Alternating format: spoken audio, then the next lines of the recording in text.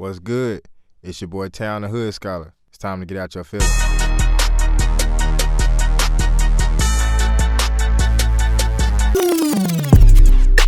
Got me in my feelings. Got me in my feelings. Gotta be real with it. Get up out your feelings for this chopper, make you dance like shit. Today, we're gonna talk about the value of systems. Summer 2020, mid-pandemic, mid-social unrest, and I say mid because it's all still fluid. I find myself frequently being asked the question, what do I think of all this? Well, I always make the person specify what they mean by this. But generally, people want to know what I think about what's going on in our country today. So this is what I share whenever I'm asked that question. As unfortunate as this year's events have been, they demonstrate our underappreciation for the value of systems. As Dr. King once described, the anger felt in the streets is the language by which years of pain and oppression are expressed. We need to rage. Rage is a physiological human requirement. But after the rage, then what? This is the moment when we will benefit most from understanding and organization. We must understand that systems are used to organize our natural and social worlds. Just think about it. Your body is a big bag of systems. The cardiovascular system, the pulmonary system, the visual system, the four seasons, and all of the other systems that order nature. Even our societies are run through systems.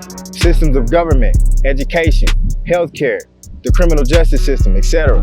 These systems fall under three umbrellas. Some are good and some are bad, but most fall under the public domain. An example of a bad system would be the Ku Klux Klan. The only goal of their system is white supremacy. They have a bad goal, so it's a bad system. You may disagree with their politics, but the example of a good system would be the Black Panthers. They were established to combat the oppressions from both bad and public systems. The majority of systems fall under the third umbrella as public systems.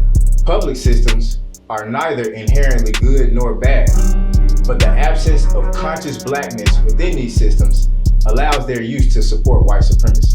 Check this out to see what I mean.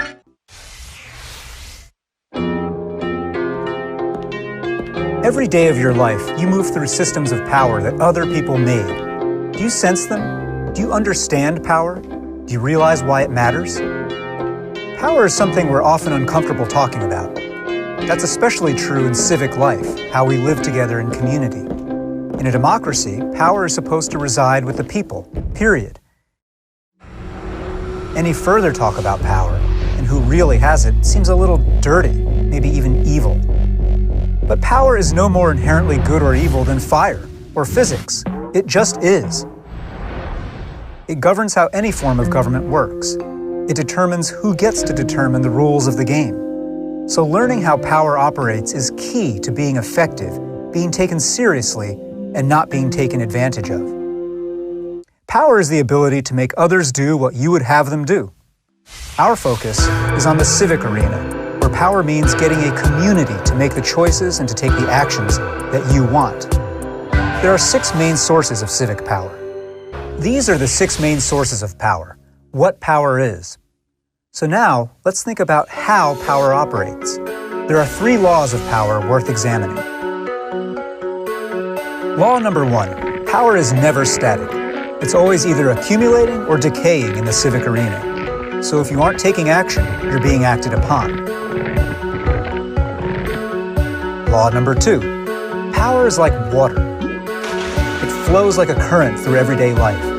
Politics is the work of harnessing that flow in a direction you prefer. Policymaking is an effort to freeze and perpetuate a particular flow of power. Policy is power frozen. Law number 3, power compounds. Power begets more power, and so does powerlessness. The only thing that keeps law number 3 from leading to a situation where only one person has all the power is how we apply laws 1 and 2. That's the question of democracy. And you can see each of these laws at work in any news story. Low-wage workers organize to get higher pay. Oil companies push to get a big pipeline approved. Urban parents demand school vouchers. You may support these efforts or not.